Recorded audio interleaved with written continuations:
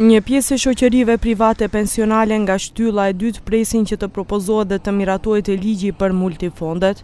Kjo duhet të jetë reforma kryesore e shtyllës së dytë, me që rast pensionistëve të ardhshëm do të mundësohet fitim më i lartë i pritshëm nga paratë e tyre.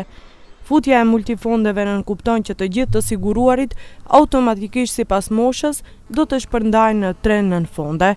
Të siguruarit deri në 40 vjeç do të futen në të ashtu quajturin fond të rritës, nga 40 deri në 55 vjeç në fondin e balancuar dhe ata mbi 55 vjeç në fondin konservativ.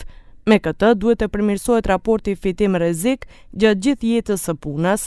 Ideja është që mjetet nga fondi i rritës të investohen në portofol më të rrezikshëm, në fondin e balancuar më pak të rrezikshëm, ndërsa në fondin konservativ investimet të jenë më të kufizuara me qëllim mbrojtjen e akumulimit para pensionit.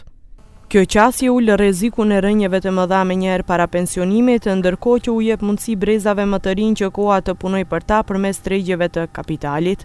Sipas informacioneve të televizionit 21, qeveria menjëherë pas zgjedhjeve në njërin nga seancat e para do të shqyrtojë propozimet e grupeve të punës për reformat e sistemit pensional. Информацията на влада е помината во месец јули 2025 година со одредени заклучоци, меѓу кои еден од заклучоците е информирање на работна група, која што е воспоставена веќе на 21.7. И подпишано решение за именување на членови во работната група од номинираните институции.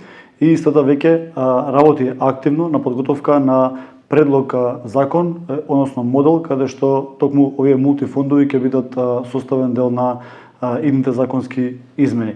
Fjalën përfundimtare për ligjet dhe drejtimin e reformave do ta ketë qeveria. Потоа, по давањето на заклучоците, односно доколку тој филтер во владата помине, ќе следи и доставување на овој предлог закон, измената на предлог закон и во рамките на собранието. Така да активно се работи и повеќе чинители по однос на вклучување на мултифондовите во однос на законските измени се расположени. Velkovski thotë se vetë sistemi pensional është kompleks, prandaj po tregohet shumë kujdes në hapa që ndërmerren dhe po analizohen të gjitha të dhënat që duhet të përgatiten gjatë kësaj periudhe.